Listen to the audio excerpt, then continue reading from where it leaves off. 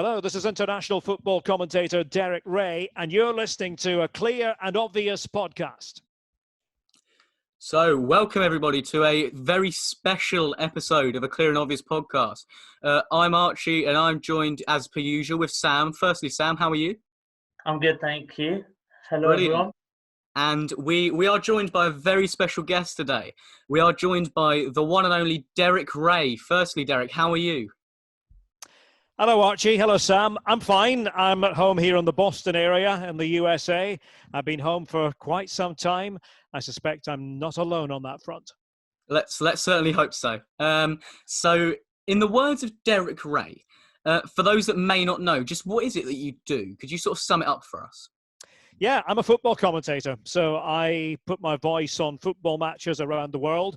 I've been lucky enough to do this professionally since 1986 in a variety of countries and continents. And for a big chunk of that here in the USA, working for ESPN on the Champions League, but also a big slice of my life back in the UK with BBC as a young broadcaster in the 80s and 90s. And then more recently with ESPN UK, BT Sports, and a couple of other broadcasters. So, yeah, I shout a lot during football matches. Brilliant. A whole host of things then. Indeed, yeah. Could you give us, so I think it's only right to start at the beginning. Could you give us an idea of like your early life and how did you get into commentary? Well, my early life was all spent in Aberdeen in northeast Scotland. That's where I'm from. And I think my interest in commentary was first piqued during the 1974 World Cup. And in 1974, as a family, we purchased our very first stereo cassette recorder. Now, you guys will be wondering, what on earth is he talking about? What's a stereo cassette recorder? It was quite a revolutionary item in those days, and it allowed us to put our voices on tape for the first time. That was an unknown concept.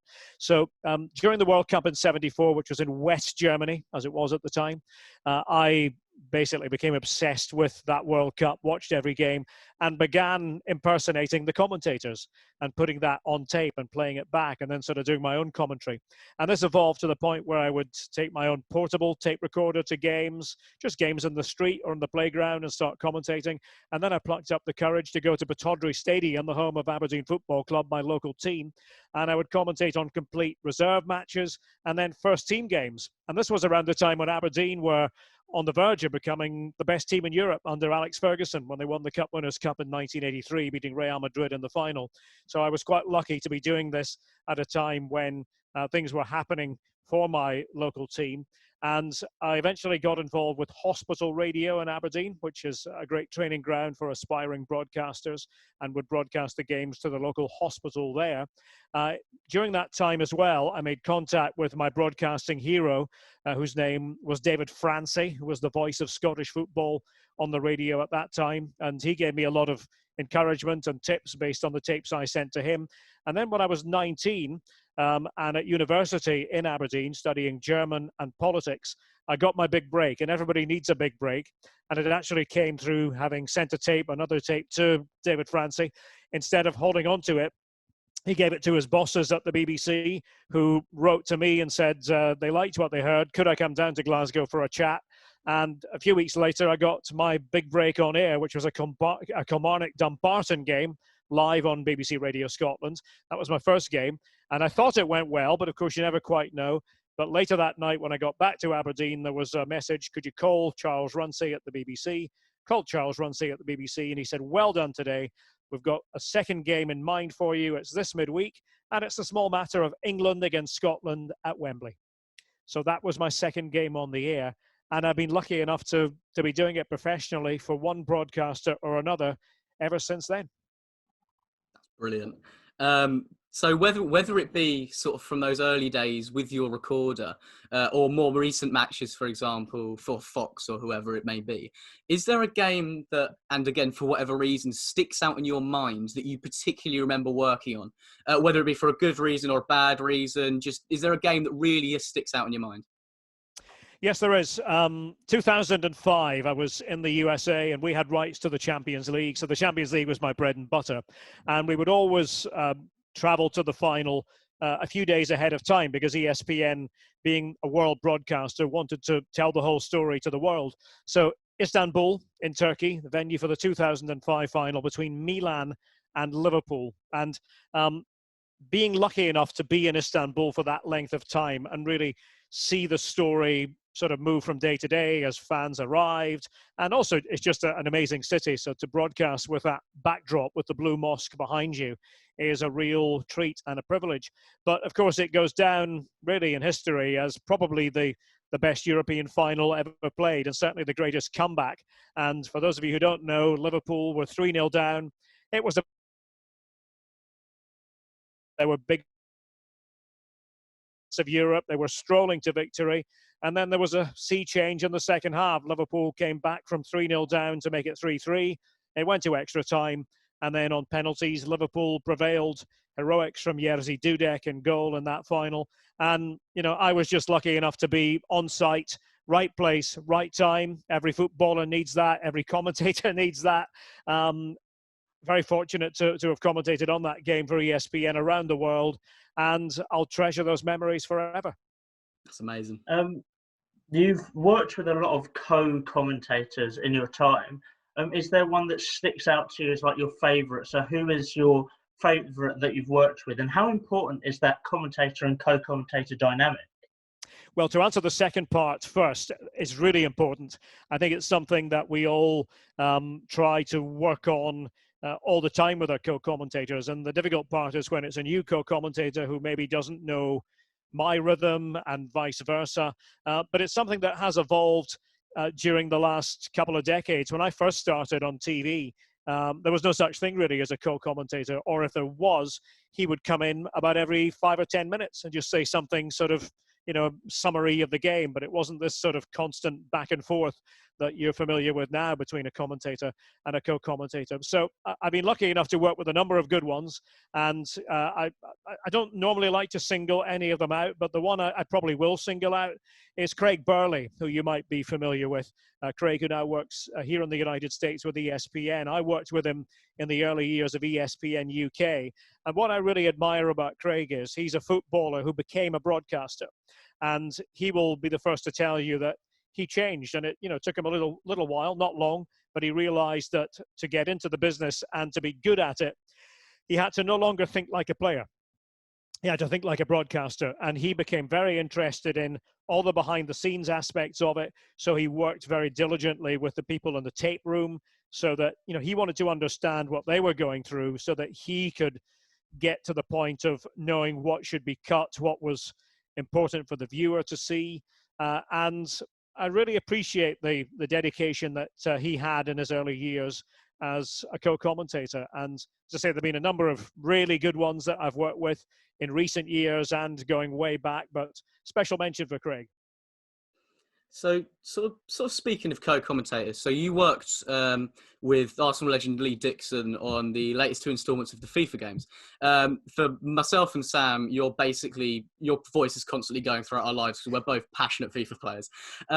What was the process of actually recording commentary pieces for FIFA like? Like, what actually goes into it, if that makes sort of sense? Like, how does it all work? Well, how it works is we spend a lot of time, Lee and I, in a studio. And a lot of it is repetition and names. And, you know, obviously you hear me say names of players. That doesn't just happen by accident. That's a lot of time just saying different names with different inflections. And, you know, it extends to thousands of names. And obviously, you know, getting them right is important, and saying them in a way that they say them themselves rather than how you might be accustomed to hear them in England. I always try to make sure as far as possible I'm saying the names in a way that the family or the player himself would want them said. So there's a lot of recording goes into it. A lot of it is new features, introductions, new concepts. What you've got to remember is that when we are doing it, you're playing the game, obviously, but we're not watching you play the game. So a lot of it has to be, you know, here in the mind, has to be visualizing a situation and then saying what I would organically say in the course of a game. So, you know, it might be a corner kick comes over, it's headed just wide. So I'll be asked to say that, you know, maybe 10 times. And by the time you get to the 9th or 10th time, you know, it can be a bit more challenging because there are only so many ways you can accurately say something as you would in commentary. But it's a tremendous challenge in a good way, vocally challenging. By the end of the day, they'll normally tell me when the time is up, because you can only speak at a high volume for so many hours without the quality going down. So that is a big part of it, is making that call on a day-to-day basis. But it's, more than 20 days, not all consecutively, spread out into different time blocks. But it's tremendous fun, and I go in with a smile on my face every day, and I come out with a smile on my face every day. It's a terrific team to work with, and it's a real honor to be one of the voices of FIFA. Brilliant. That's brilliant. Could you give us a sense on the behind the scenes on a match day, and like what preparation do you have to put into each game? Well, the preparation can sometimes start months before a game. It really depends on what the schedule is like. So, for example, if I know, and I'm freelance these days, which means I work for a number of different broadcasters on a number of different leagues. I'm sometimes in Germany, occasionally in England, sometimes here in the USA. Obviously, at the moment, I'm here in the USA because of the situation with regard to the pandemic. But normally, I'm traveling quite a lot. So I'll look at my calendar and I'll see, okay, I know I've got this game in 6 weeks' time, and I've got 3 days off this week where I'm not behind the microphone for anything. So I'll just, start working. And that can be just scribbling to begin with, scribbling little facts down. And I'll always go to the sheet that I used when I previously covered a particular team.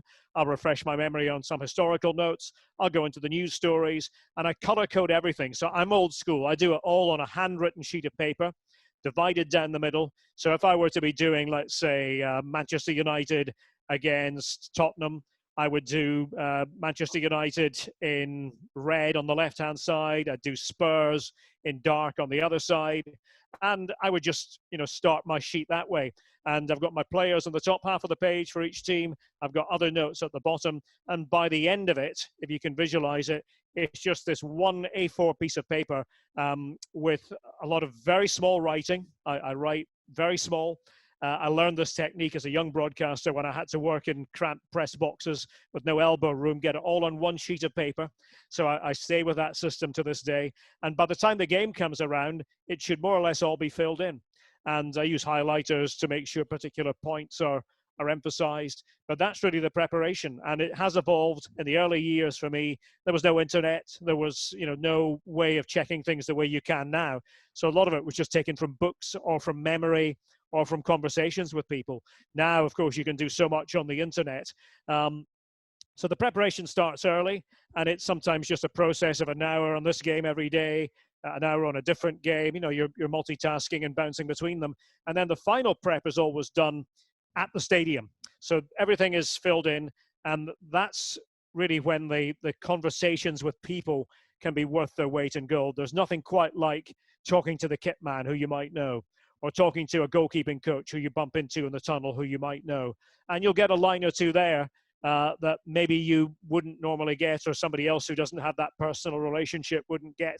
And that's sort of the final piece of the puzzle. But it's really all about getting into the frame of mind that you need to be for the game. And I always, before a commentary, the last thing I always do is I just say to myself, okay, what is the story today? What is the story with this game in 1 or 2 sentences? And I think you have to be able to have that in your mind when you go on the air. What is this game all about today? What's at stake? What's important? And then, by extension, what's not important? Throw that out and, get to the point straight away. And I think if we do that, then we go part of the way towards doing our jobs. So you're clearly a very busy man, and you do a lot of different work all around the world. What do you do in your free time? How do you sort of, do you have downtime from games, or is it sort of constantly kind of researching and commentating on games? I mean, obviously at the minute there's not an awful lot else you can do other than not commentate on games, if you know what I mean. But what do you do in your free time? In my free time, I like to walk a lot. People say, oh, that sounds boring, but I actually find it quite liberating. I happen to live very near the Atlantic, very near the coast here in the Boston area. I can be down on the waterfront in about 5 minutes. So I like nothing better than to just kind of lose myself on a walk, and sometimes listen to music, listen to German radio, which I do quite a lot. Not always football radio either. Sometimes political programs or cultural programs, things like that. I like to read a lot, and again, not always about football, sometimes about football. Golf is a passion. I'm not very good at it, but again, I like the walk. I like the fresh air when I can do that, though I haven't been doing that recently with golf courses closed here. So, all these things put together, I think we do have to have releases. My German studies are a big part of my release, and that might sound a bit strange, but I've always studied German since about the age of 10 and speak the language fluently, but I never tire of just trying to find something new about the language, because every year new words come into languages that weren't there the year before. It's the same in English. If we were to go back 10 years, there'd be words that we use now that are commonplace in English that simply didn't exist 10 years ago, and 10 years before that the same. So German language is another of my hobbies. Yeah, because you say it there. So I was going to go on to ask you sort of about the fact that you speak fluent German. Myself and Sam are really into European football, and we've tried and failed a couple of times to learn various languages, and we've not really been able to settle on one. How important is it for someone who wants a career in European football or on the continent, for example, to have another language sort of in their back pocket that they can use? I think it's a huge advantage. I think if that is your passion, if you feel that's your calling, European football, I would say absolutely learn a language. I would say that German is probably the hardest language to learn. And I was lucky because I was exposed to it at a very young age. And I think it was probably easier for me because I put so much time and effort into it when I was 10, 11, 12, 13. It's a much harder language to learn and to master as you get older. But I don't think it really matters. Pick a language that appeals to you. Spanish is one I would recommend to a lot of people. And I say that because I picked up Spanish relatively late in life. I was well into my 20s before I went near Spanish. I had a job with the World Cup organizing committee here in Boston when I first came to the USA as their media officer, the press officer. And Argentina were to be in our venue. And I went along to evening classes and picked up some rudimentary Spanish and a bit more. And I think that, I'm not going to say Spanish is easy, and no language is easy, but there's an ease with the grammar that you find in Spanish that you don't, for example, with German or Russian. So Spanish is a good one, and of course it's such an important language to have in terms of world football now. Anyway, not just with Spain, but with all the South American countries, really, except Brazil. So go for it. I would say if you can have that, if you do have designs on being a continental football journalist, then a language is almost a prerequisite. With German football set to return and some leagues trying to get back on course, how is the current situation going to impact the way you work? So will you be commentating over call or like maybe in the ground? How will it impact that? Well, personally, it's going to impact me in a big way because I'm not going to be commentating on the Bundesliga in the near future, it sounds like.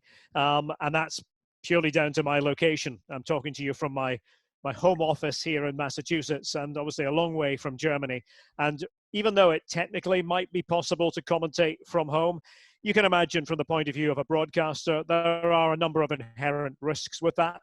Normally when we're commentating, we have technical people around us because things can go wrong. If you lose the line at any point, at least you have a technical person whose job it is to reestablish that line. If I'm on my own, that is a huge challenge, and there's a fair chance that the viewer might not be able to get the commentator for the rest of the game. There's also sometimes a challenge with syncing things up so that, how do you get the picture back and how do you know that the commentator is talking in time to the picture, if you like.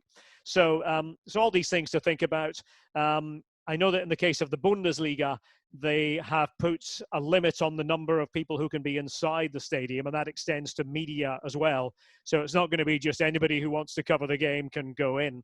And that will probably mean for a number of broadcasters around the world being creative and having a studio set up, if they can even get their people into a studio. But of course, in my area, that would be a no-go at the moment because we have a stay-at-home mandate here in Massachusetts. So you can't really ask a commentator to go to a studio when the strong advice is to stay home. So it'll be different everywhere, and people have got to make their own judgment calls.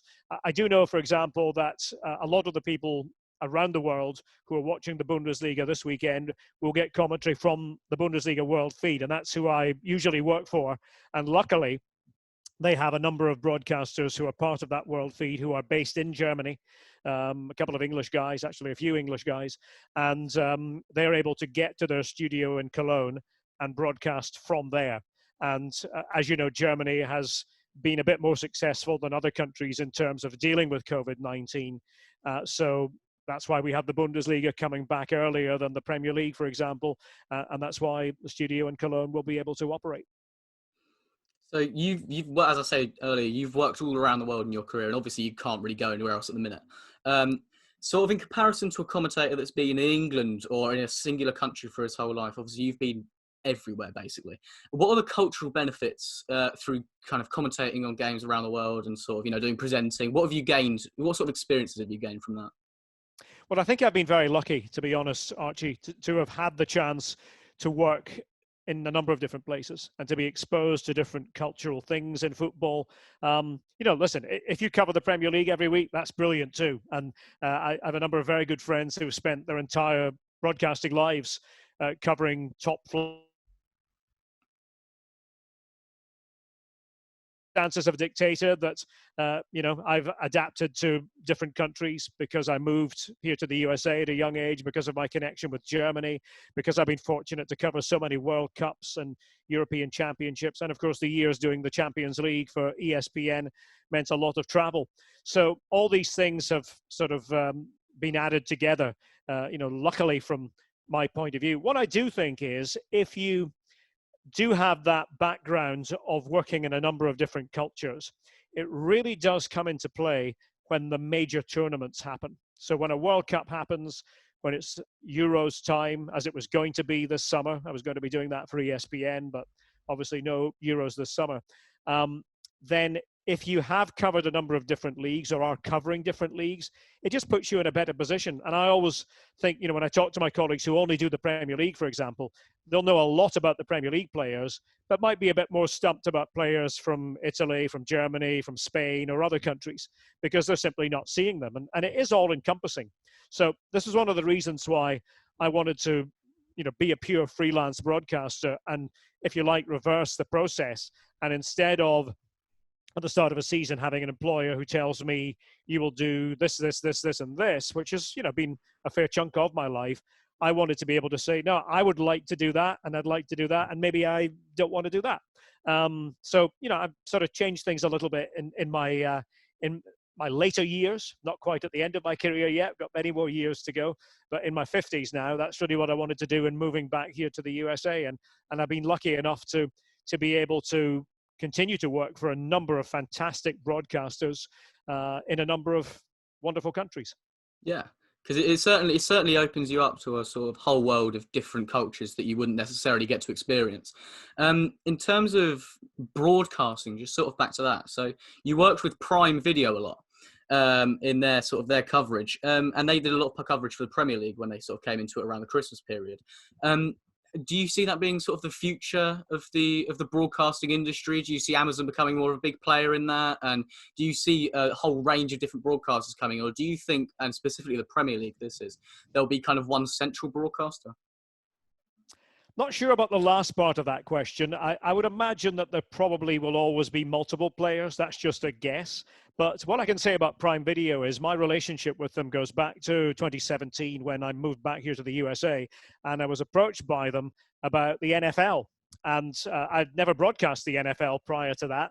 And I wondered, to begin with, why the call had come to me, because I certainly don't sound like your classic American NFL broadcaster. But what they wanted to do was experiment with a different commentary feed with a British sound. So they liked the idea of having what they described to me as almost a Champions League sound for the NFL, because it never really had been done before. And so in addition to an American commentary, a traditional American commentary, they wanted to give viewers on Prime Video the chance to click a button and hear a British voice. And it ended up that it became more popular actually in the USA than in the UK, because for obvious reasons the games that we were doing were Thursday nights and they were in the middle of the night Friday morning UK time. So obviously a limit to how many people in the UK are going to be up at 2 o'clock in the morning to watch the NFL. But it became quite a hit with a lot of American fans. And so, we did it again the following year, did it again last year, and the rights have been renewed again going forward for this package. So I think Prime Video getting involved in that made them think about other sports projects. I know they'd had that in mind. And of course, they got rights to the Premier League for those 2 match days, one at the beginning of December and one on Boxing Day. So I was involved on both match days, at Wolves for the early match day, and then at Everton on Boxing Day, working with Sue Smith, England's international, who was working for the BBC during the Women's World Cup last year, and a very good broadcaster. And it was great fun. I think that, they would obviously have to tell you themselves how they felt about it from the Prime Video end. But I think, just speaking personally, I think choice is a wonderful thing. And I think this was a bit of an eye-opener for people in the UK who realised that, okay, there is actually a different way to watch a Premier League match day. And funnily enough, I've seen this happen in Germany, working there down the years, because they've had this concept in place for a long, long time. And it'll be in place this weekend in Germany when the Bundesliga comes back. So the idea is that you have one broadcast that is just a continuation of all the games happening at the same time. And when a goal goes in, you go there and you bounce around. Or if you just want to watch your team, then you can watch your team. And, that's an option for you as well. So I think the NFL with Prime Video gave them the concept of choice. And they have kicked on in terms of what they've done with the Premier League. And I'm sure that other broadcasters will have watched it and thought, yeah, this could well be a glimpse at the future. You spoke briefly there about your commentary on the Women's World Cup. Is there any differences between commentating on the male's game and the women's game? Not really. And I've been doing women's football as a commentator for, goodness knows, 25 years. I first started doing it when I came to the USA, and I'd never broadcast women's football, but I realized early on that women's college football and also obviously the national team were big deals in this country. And so as a freelance at the time who wanted to work, when I was offered women's football, I said, of course, yeah, I'd love to. And what I realized was that the skill level was good. The tactics are pretty much the same. So it's football, and obviously you have to know the storylines going in, and the storylines can be different. But no, it's the same game. And I really was delighted that so many people latched onto the Women's World Cup in the UK last year, because I think with my background of having lived here in the USA for big parts of my life, I've perhaps been more interested in it than some people in the UK have been. It's just taken a bit longer for people to really appreciate it. But I think this Women's World Cup in France, England, of course, a team who could have won it, didn't in the end. USA, best team in the world once more. But I think it did expose the sport to many more people. And I think it's going to get bigger and better as the years move on. So you work a lot, historically at least, you've worked a lot on the MLS out in the States there. So there was a documentary that I recently watched on Sky. It was The Beckham Effect. How would you say, from your experiences of being out in the States and working with MLS teams, would you say that the MLS has changed since the likes of David Beckham have come into the league? It's changed a lot. I mean, I go back to the early years. I used to broadcast the games here in New England, the New England Revolution matches in the first few years of the league's existence. And, it was slightly thrown together at that point. It was, not going to say a last-minute project, but it was to an extent something that felt as though it could be a hit or a miss. But there were some great stories. We got 70,000 for the first game in LA at the Rose Bowl, and almost nobody saw that coming. So, the league chugged along for a while, had one or two financial problems towards the year 2000, but then later we saw the Beckham effect, and there's no doubt about it. I mean, his personality came across to everyone who maybe previously didn't have much knowledge of MLS.